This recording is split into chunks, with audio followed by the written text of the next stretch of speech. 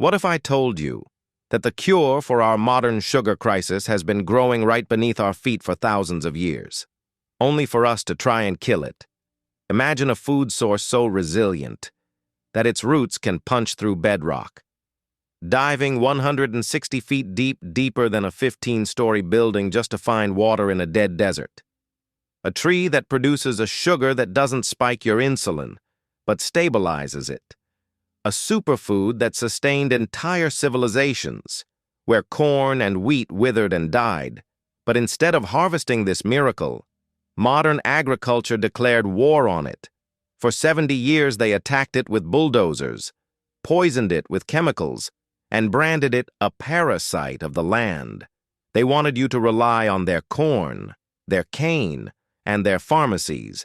They wanted this tree erased, but nature does not surrender. The more they tried to kill it, the stronger it returned. This is the story of the desert gold, the survivor, the mesquite. Welcome to Reclaimed Nature. The archive opens in the Sonoran Desert. The year is not recorded on paper, but it is written in the soil. In 1998, archaeologists digging near Tucson, Arizona, unearthed a sealed clay jar buried deep within the earth. Inside, they found seeds. They were 4,000 years old, and when planted, they didn't just grow, they exploded with life. This discovery confirmed what the indigenous elders had whispered for generations. This tree was not just a plant. It was a biological fortress. For the ancient Tohono O'odham and Pima people, the mesquite was known simply as the staff of life.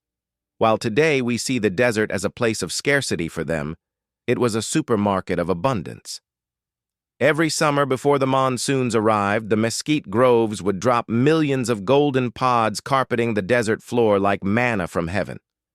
These weren't empty calories. These pods were grounded into a sweet caramel-tasting flour that provided complete protein, calcium, and complex carbohydrates. It was the ultimate survival fuel.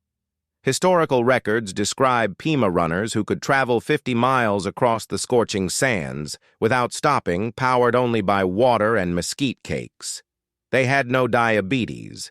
They had no obesity. They possessed a metabolic strength that modern medicine can only dream of. The tree gave them everything: wood for their fires, medicine for their wounds, and shade for their homes. It was a perfect, self-sustaining loop. A free economy that required no plows, no fertilizers, and no masters. But to the empires that would arrive later, a food source that grows freely and makes people independent is not a gift. It is a threat, and that threat had to be neutralized. Fast forward to Texas, the 1950s, the era of industrial conquest. The desert was no longer seen as a home. It was seen as a factory for beef and cotton. But there was a problem. The mesquite tree stood in the way. To the cattle barons and industrial farmers, mesquite was a thief. They claimed its deep taproots stole groundwater from their precious grass. Its thorns injured their livestock. But most importantly, it occupied land that could be turned into profit. It was wild, chaotic, and uncontrollable. So they launched what can only be described as a military campaign against nature. This was the era of the chain. Picture this: two massive bulldozers roaring with diesel engines driving parallel to each other 100 feet apart. Connected between them was a ship's anchor chain, steel links as thick as a man's leg, weighing over 100 pounds per foot. As the bulldozers charged forward, the chain dragged across the desert floor, snapping trunks like matchsticks, ripping entire groves out by the root, destroying everything in its path. Behind them, airplanes rained down millions of gallons of herbicides, Agent Orange's chemical cousins, turning green canopies into gray graveyards. The goal was total eradication. They wanted a clean slate, a monoculture.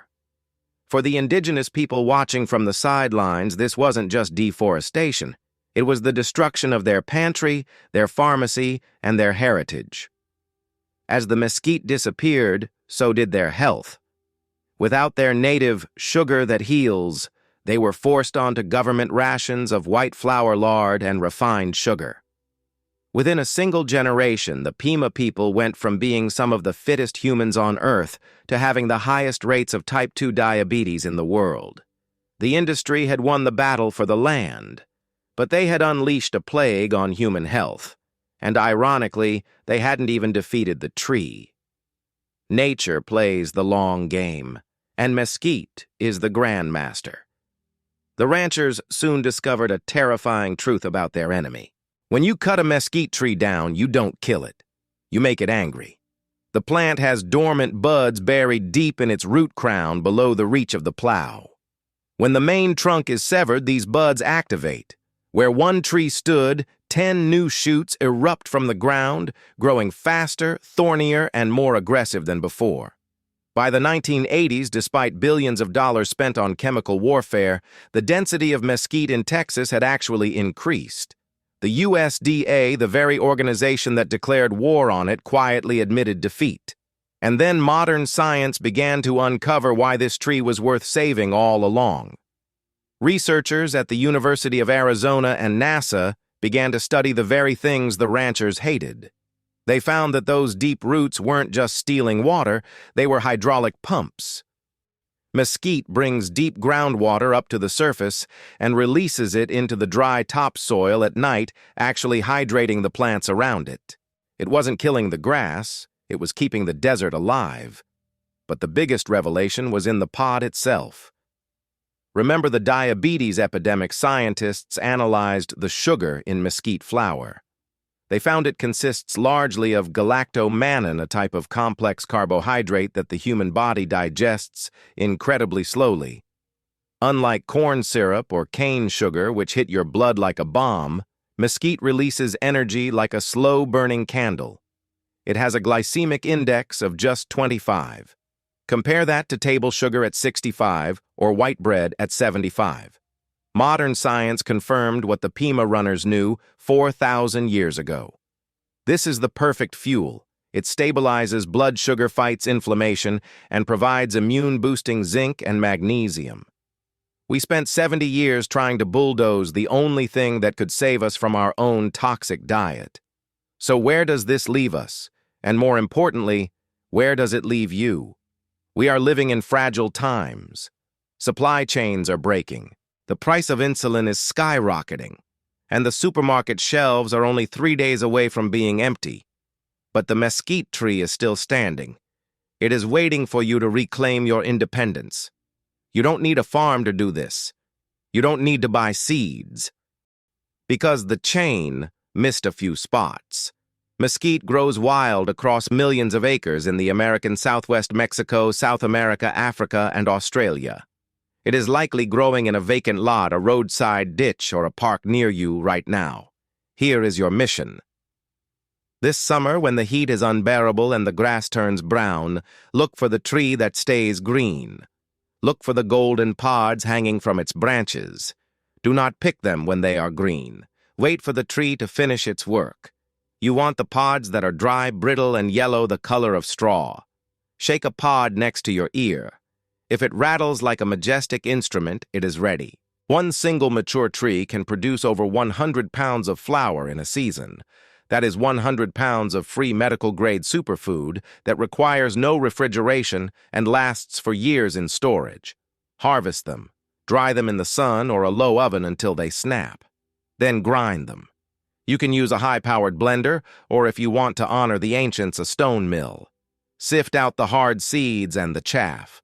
What you are left with is a golden powder that tastes like cinnamon, mocha, and caramel. You can use it to replace half the flour in your bread, sprinkle it in your coffee, or mix it into water for a survival drink that will keep you moving when others are collapsing from exhaustion. This is not just about baking cookies. This is about food sovereignty. Every time you harvest mesquite, you are casting a vote. You are voting against the monoculture that poisons the earth. You are voting against the sugar industry that poisons your blood. And you are voting for a future where you are not dependent on a system that views you as a customer rather than a human being. They tried to erase it with bulldozers. They tried to bury it with propaganda. But they failed. The staff of life is still here. The only question is, are you ready to reach out and take it? This is reclaimed nature. Knowledge is not lost. It is simply waiting for you to remember.